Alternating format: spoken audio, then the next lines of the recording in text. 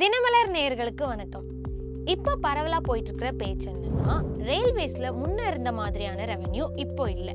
இதை பேலன்ஸ் பண்றதுக்காக டிக்கெட்டோட பிரைஸை கூட்ட போறாங்க.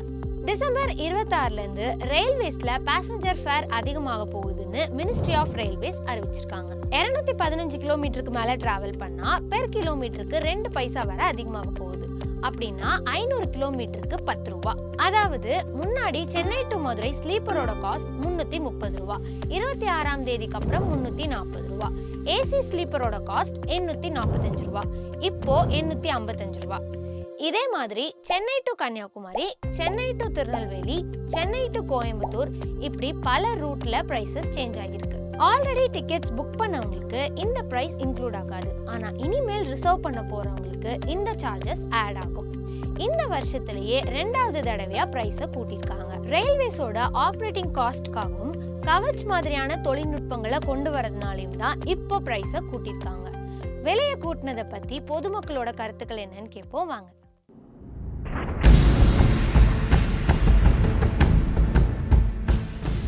இப்போ 10 to 15 ருபீஸ் இன்க்ரீஸ் பண்ணுறதுனால எதுவும் பெருசாக அஃபெக்ட் பண்ண போகிறதில்ல. ஏன்னா நான் 2 months 3 months ஒன்ஸ் ட்ரெயினில் ட்ராவல் பண்ணுவேன். ஸோ பஸ்ஸை கம்பேர் பண்ணும்போது இது ரொம்ப கம்மி தான். ஏன்னா பஸ்ஸில் வந்து இப்போ நான் என் ஊருக்கு ராமேஸ்வரம் போகணுன்னா சீசன் டைமிங்கில் 2000, நார்மல் டைமிங்கில் 1000 இந்த டைம் இந்த மாதிரி இருக்குது. ஸோ இப்போ எனக்கு ட்ரெயினில் போகும்போது நல்ல கம்ஃபர்ட்டு எல்லாமே இருக்கும். ஒரு 15 ருபீஸ் எக்ஸ்ட்ரா போடுறதுனால அதனால் எந்த ப்ராப்ளம் இல்லைன்னு நினைக்கிறேன். ஆனால் இப்போ நான் அடிக்கடி ட்ரெயினில் ட்ராவல் பண்ணுற ஹேபிட் இருக்குது. ஆனால் ரயில்வேல நான் பார்க்குற ட்ரெயினில் எந்த ட்ரெயின்லேயுமே அவ்வளோவா மெயின்டெனன்ஸ் இல்லை. ஸோ இதை கூட்டணுங்கிற அவசியமும் இல்லை. பஸ்ஸோட கம்பேர் பண்ணும்போது இந்த ப்ரைஸ் வந்து ஓகே தான். ஏன்னா பஸ்லலாம் வந்து பார்த்தோம்னா 2000க்கு மேலேயே வந்து இது பண்ணுறாங்க.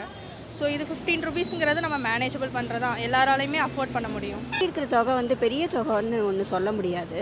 ஏன்னா ஆக்சுவலி ஒரு ரொம்ப ப்ரீவியஸ் இயர்ஸாக கவர்மெண்ட் பிளான் பண்ணி தான் பண்ணியிருக்காங்க. அதனால் 15 ருபீஸ் ஆஃபோர்டபுள். ரொம்ப கீழ்மட்ட பீக்கிளுக்கு அந்த 15 ருபீஸ் கொடுக்க முடியாது. பட் ஒரு ஜெனுயின் வண்டி for all the public, they all sect of people bearable வண்டி. இந்த ரயில்வேல வந்து ரொம்ப நாள் ஏற்றாதான் இருந்தாங்க, இப்போ தான் ஏற்றிருக்காங்க. அதுவும் நம்ம 250 250 கிலோமீட்டருக்கு 215 கிலோமீட்டருக்கு மேலே இருந்தால் 10 ரூபாவோ 15 ரூபாவோ ஏற்றிருக்காங்க. ஆனால் இது அவ்வளோவா விலை உயர்வு இல்லை. இப்போ பார்த்தீங்கன்னா சண்டே வீக்கெண்ட் டேஸில் வந்து அப்புறம் ஃபெஸ்டிவல் டேலாம் வால்வோலாம் அவன் வைக்கிற ரேட்டு தான் அதிகமாக இருக்குது. ஸோ மற்றபடி ட்ரெயினில் தான் நிறைய பேர் போகிறாங்க. இப்போது கிளாம்பாக்கம் கோயம்பேடுன்னு மாறி மாறி போவோம். பஸ்ஸுக்கு கொடுக்குறதுக்கு 10 ரூபா 15 ரூபா ஏற்றி போகிறது ட்ரெயினில் ஒன்று பெரிய விலைவாசி உயர்வுன்ற மாதிரி தெரியுது. ஆனால் நிறைய பேர் இது ஏற்றினா கூட அவ்வளோவா கேர் எடுத்துக்க மாட்டாங்க, கொடுத்து தான் போவாங்க. ஆனால் ரொம்ப ரயில்வேயில் வந்து ரொம்ப நாள் கழிச்சு ஏற்றுற மாதிரி இருக்குது. பரவாயில்ல, 10 ரூபா ஏற்றுறது சாட்டிஸ்ஃபேக்ஷன் ஆகும். ட்ரெயினுக்கு வந்து 10 ரூபா கூடிச்சுன்னு சொல்கிறாங்க. 10 ரூபா கூடும்போது பார்த்தீங்கன்னா அதுக்கான ஃபெசிலிட்டி கொடுக்குறாங்க. இப்போ பார்த்தீங்கன்னா கரண்ட்டு பில் விலையும் தான் ஏறுது, பால் பாக்கெட்டு விலையும் ஏறுது, பட்டர் விலையும் தான் ஏறுது, எல்லாமே தான் ஏறுது. இது மட்டும் ஏறுறதுங்கிறது ஒன்றும் ஆச்சரியப்பட வேண்டியதில்லை. இது எல்லாத்துலேயும் ஏற்றுறது தான். இப்போ பஸ்ஸுக்கே பார்த்தீங்கன்னா ரீசெண்டாக ஏற்றிக்கிட்டு தான் போகிறாங்க. கரண்ட்டு புல்லும் அந்தமாரி தான் ஏற்றிட்டு போகிறாங்க. அதனால் மத்திய கவர்மெண்ட்டு அதில் 10 ரூபா ஏறிருக்காங்க. அதனால் ஒன்றும் பாதிப்பு கிடையாது. இப்போ ஃபங்க்ஷன் டயத்தில் பஸ்ஸுக்கு பார்த்தீங்கன்னா 1000 ரூபான்றதில் 2000 ரூபா போடுறாங்க. அதெல்லாம் கேட்க மாட்டேன்றாங்களே. அது கம்மி பண்ணால் மக்களுக்கு ரொம்ப பெஸ்ட்டாக இருக்கும். அதேமாரி எல்லாமே விலைவாசி உயர்ந்துருச்சு.